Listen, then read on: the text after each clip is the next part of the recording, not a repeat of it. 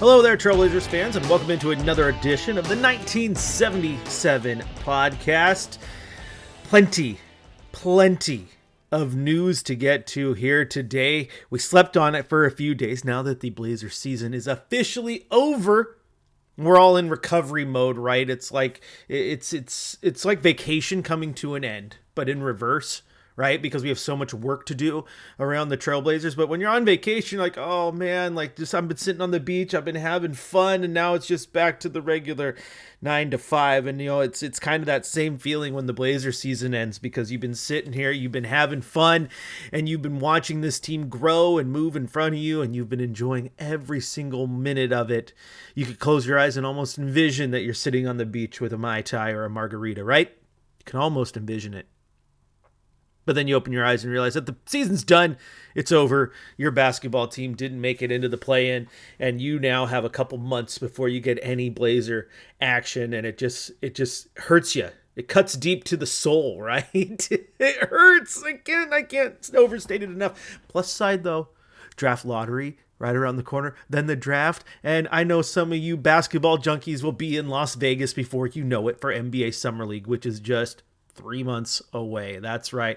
But October can't come fast enough, because I want to see what the new look Blazers and the next progression of this team looks like. I thought this team looked phenomenal over the last few months of the season.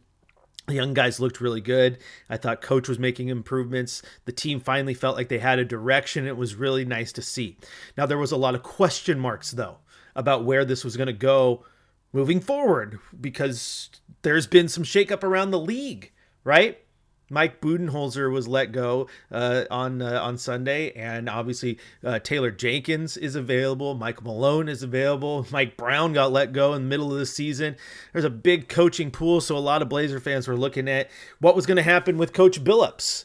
Well, we got our answer on Sunday. We showed up to Moda Center on Sunday, ready for a nice long game, and we're going to put a bow on this season, exit interviews, all that stuff, and we were throwing the curveball that Portland had extended head coach Chauncey Billups. So Chauncey will remain the Trailblazers head coach moving into the future. And I'll tell you what, it was extremely polarizing. Extremely polarizing. You can look on social media, see how fans are reacting. You can look on the Trailcasters Discord, link in Rip City Keith's bio, right? But a very good community of Blazer fans there, going back and forth. Some people trying to justify the deal, some people not liking it, some people on the cliff's edge, only to talk themselves down. Here's the thing. I'm gonna analyze this for you in the best I can. So, first off, I like where this move goes for various reasons. Now, I'm not telling anybody that this is the tried and true. This is the answer. If you don't like the Billups hire, you're wrong. It doesn't matter, right? Because it doesn't matter if you like the Billups hire, you don't like the Billups hire. I'm not going to lose sleep personally over stuff I can't control. I'm just going to analyze it and watch it, right? What I like to do personally is I like to put myself in the shoes of ownership or a general manager to try to understand why these moves would happen. Now, friend of the show, even though he hasn't been on the show, that's just a radio saying. But Brian Noe, you guys might have remembered him from his time on the No Show there at NBC Sports Northwest and Rip City Radio for a little bit. But he always picked on me when we worked together, because he's like, oh, there's another Blazers trade that Burkhardt just loves. He can never say anything bad about it. And the reason is, I can say bad about it. You guys know that. If you listen to me, I will pick this team apart with the best of them as often as I can. But I always like to see that there is a reason behind the trade, right? No one sits there and makes a trade or signs a coach or does anything sight unseen. There's a reason behind it. So I like to put myself in those positions to see what the reasoning is, right? Now, first off, I want to say that you look at the way this team acts, man, and holy smokes, they like Chauncey Billups. They absolutely love Chauncey, okay? And I know that some people say that is, you got to do more than just have the players like you, but I think that one really matters for a lot of these guys. People talking about how, he's unlocked them, he's made them better, all this stuff. And that continuity is important, because I think you look at what happened in Denver, right? Where Coach Malone calls out his team. Some of the team doesn't like that. You have the headbutting between vets and young guys and what have you. Next thing you know, he's gone, right? He's gone and this was just a couple weeks after calling out his team for not watching game film and not being prepared. And next thing you know, out the door. Right now, I use that comparison because I see what happened with Chauncey. Right, Chauncey called out Shaden Sharp. Right, called out Shaden Sharp, took him out of the lineup because his defense wasn't good enough. And what does Shaden Sharp do? He responded. He responded in kind. He got better. He got better on the defensive end. Offense started to churn late in the year. Granted, there was injuries and stuff, but regardless, he had earned his spot back in the lineup. I like that. That's a coach who has his locker room's ear. In the post-game press conference, exit interviews, DeAndre Ayton talked about Coach Billups, right? He was extremely complimentary of Coach Billups. And if there is any player on that roster who can be mad at Coach Billups, it would be DeAndre Ayton. He got called out more than once by Billups. Remember didn't like his spirit. Why he got pulled out of the Utah game. Asked about it. Didn't like his spirit. That's why he didn't play. Called him out right there. And if you want to, we've seen players not like that and break down and no, I'm done with the guy. Not DA. Right? And again, I think that says something to how coach has the locker room. That's important. Secondarily, coach also is in lockstep with his general manager right now. There's a specific type of player that Coach Billups likes to coach. Joe Cronin has gone in and got those type of players. Right? Versatile, can play multiple positions offensively, can guard multiple positions defensively, right? Tumani Kamara, Matisse Thybulle, Denny Avdia, okay? DeAndre Ayton moves around, is big, can play 4 and 5 for you on both sides of the ball, right? He's more athletic than Donovan Clingan, so it allows him to move. There's versatility there. He give you a big defensive center in Donovan Clingan who will work on all those things, but again, gives you someone that Coach Billups can anchor around in the paint. Right? Even Scoot Henderson, my goodness, when he plays defense and he gets caught on a switch, he doesn't give up a ton. Like, he can be better defensively, but he's not a slouch on that end. Not whatsoever. And so you see the type of player that he's bringing in. You see the type of player that coach likes. And again, you start to notice that the GM and the coach are in lockstep. They're going in the same direction. What happens when they aren't? Bad things happen. You saw it happen here in Portland when Terry and Neil kind of started to go in separate directions where, hey, I want to play these vets or I want to go to get young guys. What kind of guy are we trying to bring in? It stopped working. Again, no more recent idea of this than what's going on in Denver, right? GM wants one thing, coach wants another. They are butting heads. They're not seeing eye to eye. It's causing tension. Next thing you know, they're both canned, right? So I like the fact that GM, coach are in lockstep. I love the fact that the locker room listens to coach's voice, right? Third thing I loved about Chauncey on Sunday specifically was acknowledging his own shortcomings and where he needs to get better. It's easy for a coach to say, oh, player X needs to work on this, player Y needs to work on this, etc., etc. But not often do you hear coaches talk about their own shortcomings, what they need to work on. Coach talked about, maybe not being ready when he initially took the job, how the learning curve was steeper than he thought, how it took longer for him to build a culture than he thought. He underestimated that. He even said in the post-game press conference that, he wants to be better offensively as a team and how he can do that. And I just love the fact that he's willing to understand his own shortcomings and work on those. Now, we have talked bad about Chauncey all year long. Everybody has. But I do feel that when coaches or players do well, you got to take that and talk about that too. And I don't think you can talk about this season without noticing that Chauncey Billups was doing a much better job coaching this team for the last 3.5 months than he was the last 3 years. Now I know, why did it take that long? There are so many variables that we can talk about all day long, right? But once the team, and it was about the turn of the calendar, once the team finally pointed in the direction they wanted to go, that was their focus. Here's your young guys. Here's your roster. Go do this. We're going left right now. We came to the fork. We finally picked the direction. Look how much better the team was. So I'm excited to see how they look moving forward, and especially since the players, they all had his ear, right? He had the ear of every single one of them, right? And I talked about DA for a second. Let's take a second to hear exactly what DA had to say about head coach Chauncey Billups.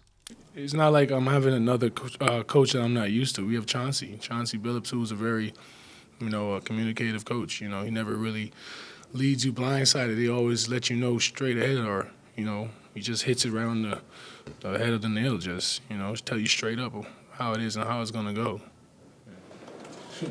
That's just it. On that subject, I can't really think of a situation where like a coach would get like a contract extension, multi-year commitment from the team, and he's still getting booed during introductions. Like, what do you think fans who are booing Chauncey? Like, Fans want to win, so that's just fans. Fans are emotional. I mean, we all know that it's the NBA. You know, fans say whatever. They still love us. They still come to the games. They boo as much as they want. They still out there. So, you know, it's belief at the end of the day. What do you think they're missing about Chauncey? You sure they booing Chauncey? Sometimes I think they boo is just us not winning. I didn't have a chance to pull him, but yeah. You gotta pull up some clips. You can't be pulling Chauncey. Chauncey just turned this thing around for me. You know, being one of the top guys who's really a player's coach. So it's hard to boo a guy like that. We got his back, so. And there you hear DA. It's like right off the bat, like, are they booing Chauncey or are they booing losing? Like, no one likes losing, right? That's my guy. He unlocked me, player's coach. And he did. DA looked real good throughout that year. Okay? I know that, you know, sometimes it took some getting going, but once he finally got into his ear, he got into his ear. And the result was there. Another player that he got into his ear, Shaedon Sharpe, right? Again, another player that I think has every reason to be mad or not want coach to come back because that guy pulled me out of the lineup. He called me out in front of everybody. No, sounds like a guy who likes playing for his coach. Here's what Shaedon Sharpe had to say at exit interviews. I was just excited. You know, me and him, built a relationship and kind of have a connection. He's been my coach since I've gotten to the league, so he's taught me a lot, and I'm really excited to just continue the journey with him. But now I was excited. He's been tough on you at times. Do you appreciate that? No, yeah, I always like a coach that's tough on me and push me to be the best that I can be. So. And there's two players right there, DA and Sharpe, who like the fact that Chauncey calls them out and was frank with them. Didn't sugarcoat it, and it got the best out of them, and that's great moving forward. And speaking about getting the best out of someone, I think it's clear Coach got the best out of Denny Avdia. A great year for Portland. Here's what he had to say about head coach Chauncey Billups. Exciting. You know, I texted him this morning. I was like, congratulations, well deserved. And I had a lot of fun to play for Chauncey. He's a competitor. He wants to win. He doesn't give up on no play. He's always trying to win. He's always trying to compete. So I like it about him because I grew up playing like that. So I'm just happy. You know, our future is bright in terms of talent of players, but also Chauncey's our leader now. Just going forward, he knows everybody. He knows what we need, and we have a stability to improve for next year. Were you concerned at all about how that might go? I don't think about stuff that I can't control. I'll be honest with you. I like the thing that I can do best is just come and play the best I can and give 100%. The things around me that I cannot control, I mean, you know. But I'm happy it turned out to be because he gave me the opportunity. He was great for us this season, and we played good. So, yeah. Denny, what has Chauncey done for you personally as far as empowering you and unlocking kind of some of the stuff that maybe you were more capable of but didn't really get to do in Washington? He trusted me, and he put me in situations to be successful. Like, he understood my potential. He understood what areas of the game I'm good at, and he put me in the right spots. And when you put somebody in the right spots and you give him like belief and you really want him to be good, I can see it. And he did it great this year. You know, I've unlocked a lot of things that I didn't know I had. So I'm excited to even come next season and improve even better. And as a team, I feel like he put us in the right spots. Again, another player right there. He unlocked a lot in me that I didn't know I had. We're glad he did. That was pretty awesome. So it's clear that he's starting to get the most out of these guys moving forward. And now a player who maybe had a down year was Ant. I think there's reasons to it. But even he had nice things to say about Chauncey. Let's hear from the man himself. No, I'm very happy about that. I said I told Kevin on the broadcast today, I was like, just the opportunity for him to show what he can do this year. That I was really excited about. Guys being healthy finally, and we have a whole group, and he's able to kind of imprint his philosophies on a lot of the young guys. So I was pretty happy about that. Just seeing how far he's come as a coach. Did you expect him to be signed, or were you nervous about it? Yeah, I mean, obviously it was kind of up in the air, but obviously, having a big of an improvement from last season to this season. I think that, helped us out a lot. And last but certainly not least, the guy who is very likely to be the guy running his offense for the foreseeable future, Scoot Henderson. I mean, if you are not in lockstep with your point guard, right, the guy who's going to be, handed the keys to the Ferrari, so to speak, then you are in trouble right off the bat, right? You got to have a relationship with a guy who's going to be your coach on the floor for your team. And again, Scoot seemed, just like everyone else, very happy to have Chauncey locked up for a few more years. Man, congratulations, man. It was cool to see that. He got extended. I told him, dapped him up when I seen him and while I was going to the weight room to get on that bike and things like that. But man, just happy for him. Obviously, professional athletes adjust to coaching changes all the time, but how important is it to your development to maintain that relationship with the head coach and not have to have a change there? I thought about that and I was like, dang, that's probably like 1 in a million. It probably doesn't happen too often to where a player like me happens to run into a player like Chauncey was and the person that he is and the coach that he is. Just being able to kind of like pick his brain sometimes and things like that, but to also not have to like adjust to somebody different, a whole new personality, a whole new type of realm, kind of thing they're on. But I think just continuing to have Chauncey around is going to be huge for our relationship, person to person. So there you have it. You got multiple players excited that Chauncey's coming back. You got Chauncey excited that he's coming back, and an organization that, again, whether you agree with it or not, has hitched their wagon to this guy and he's going to move forward with him. And at least they're all pointing in the same general direction, which is good. That's what we wanted, right? We want this team to give us something to chew on, something we go, okay, I get the vision. I see what we're doing. I like that. And, with Chauncey, again, you have the vision. You want to move forward. You want to teach these young guys. And you saw a lot of growth all year long, right? You saw growth from Toumani Camara. You saw growth from Denny Avdia in a short amount of time. Hell, even Matisse Thybulle looked good. And in just the 15 games, you saw him like, wow, that's the coaches and everyone had him ready to go. Scoot Henderson, et cetera, et cetera, et cetera.